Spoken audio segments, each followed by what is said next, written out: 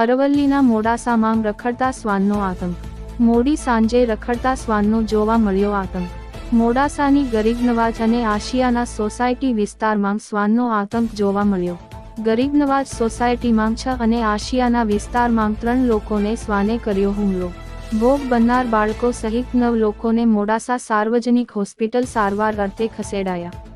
સ્થાનિકો દ્વારા શ્વાનના આતંકથી સમસ્યાનો ઉકેલ ન આવતા નગરપાલિકા અને સ્થાનિક કોર્પોરેટરો સામે રોષ ફેલાવ્યો। નમન S Pandya, Gujarat bulletin news, Aravalli, Modasa.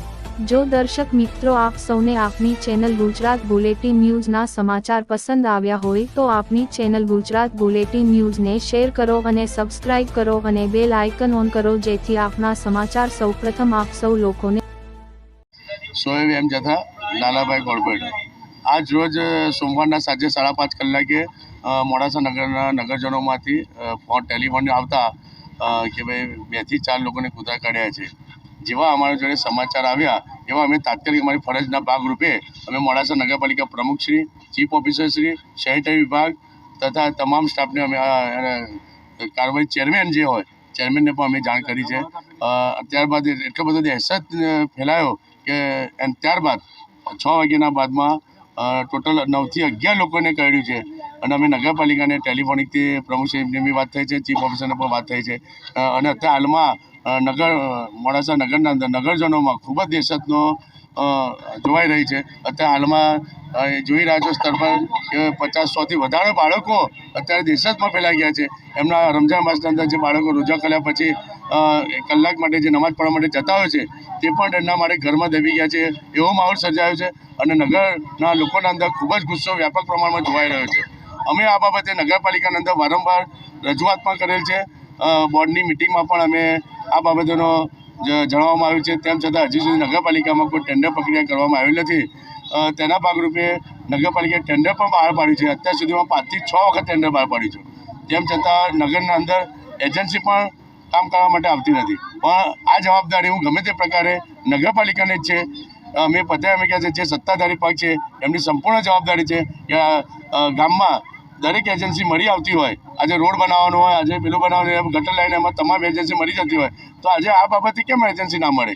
એટલે કે હું નગરપાલિકાને આ સોશિયલ મીડિયાના માધ્યમથી જણાવવા માગું છું કે એને સત્વરે એનું ટેન્ડર બહાર પાડે અને બીજા પ્રકારે કે એનું ખસીકરણ બાબતેની પણ જોગવાઈ છે નગરપાલિકાની અંદર, એ બાબતેમાં અમલવારી કરે તે હું જણાવું છું।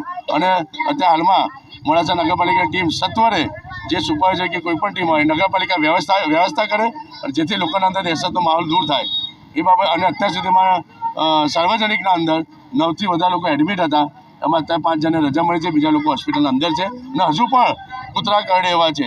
જો અત્યારે નગરપાલિકા કોઈપણ જાતની એક્શન નહીં લે તો રાત સુધીમાં 50 થી 100 લોકો સુધી આંકડો પહોંચી શકે તેવો છે। એટલે સત્વરે નગરપાલિકા પ્રમુખ, ચીફ ઓફિસર, તમામ કાર્યવાહી ચેરમેનને મારું દર્દભરી અપીલ કરું છું એક કોર્પોરેટર જે ગામનો નગરસેવક તરીકે કે અત્યારે હાલ પૂરતી એજન્સીનો તાત્કાલિક નિમણૂક આઉટસોર્સિંગમાં પણ લેન અને નિકાલ થાય એવી માગણી અને લાગણી સાથે હું આજે આ મીડિયા દ્વારા જાણ કરવા માગું છું। જય હિન્દ, જય ભારત।